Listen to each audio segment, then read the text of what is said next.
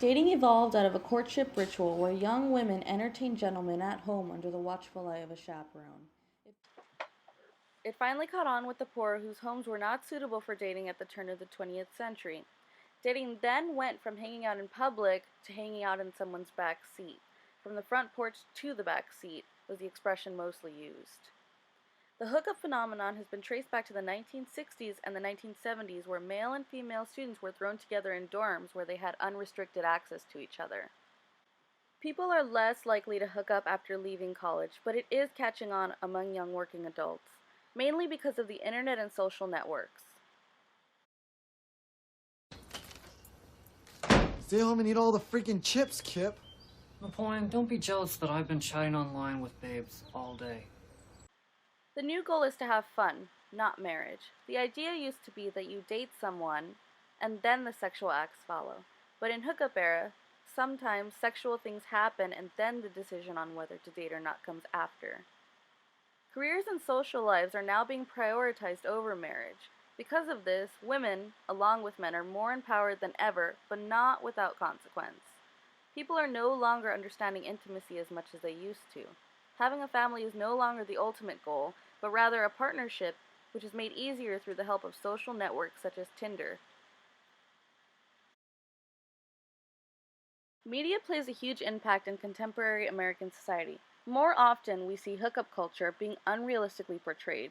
Throughout the years, we witness the changes occurring in hookup culture through the means of various platforms such as movies, which seem to have a bigger influence in our society in comparison to other types of media.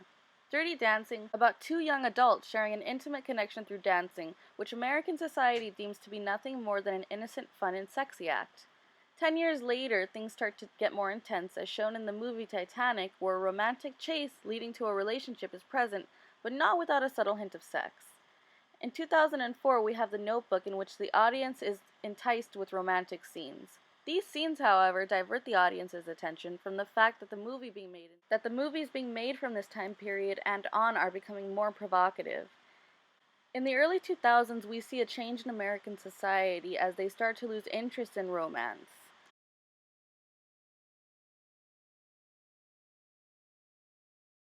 Before, people would beat around the topic of sex, but now it's the focal point of the conversation.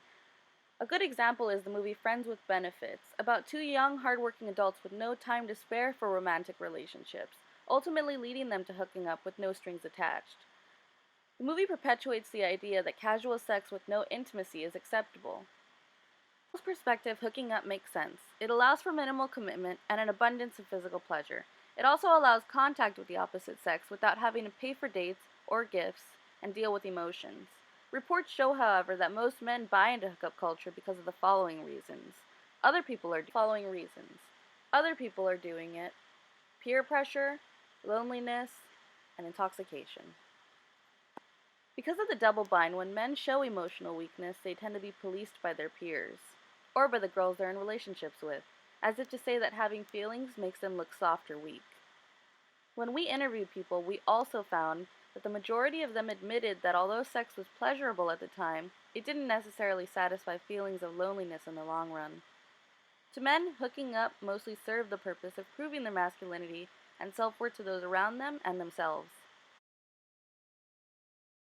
Oh, oh. Oh my god. Go forth, my son. You're a man now.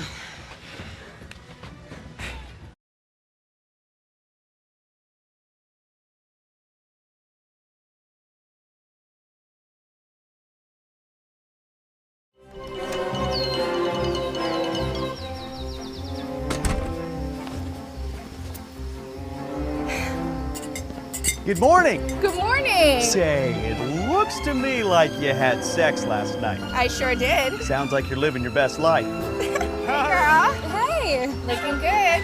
Feeling good. Amber, hey.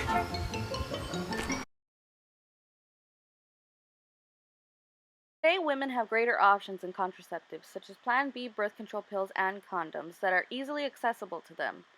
Women can now freely hook up without the worry of getting pregnant and having a child, with different choices in protection. However, slut-shaming still happens today, and we see this through the media and society. Women who attempt to pursue random sexual relationships tend to be called names and talked about poorly by their peers. Researchers and online surveys have found that when it comes to sexuality, women are judged more harshly than men.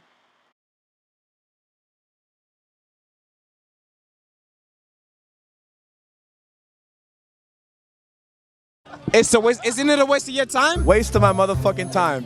It's a waste of his time. Wanna know why? I'm too much of an individual for that shit. I only got time for me. If she's worth it, I still don't care. I'd rather, you know what? I like hookups. You know why, bro? Why? Fuck mad bitches.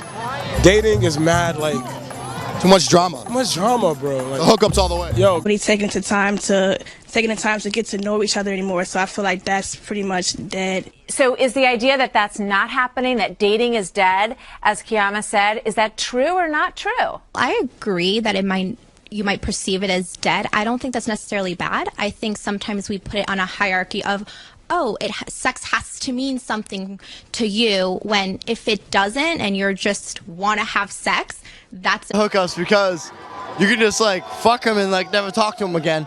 But if you're dating them, you have to talk to them again. Like, girls just suck. So like, why would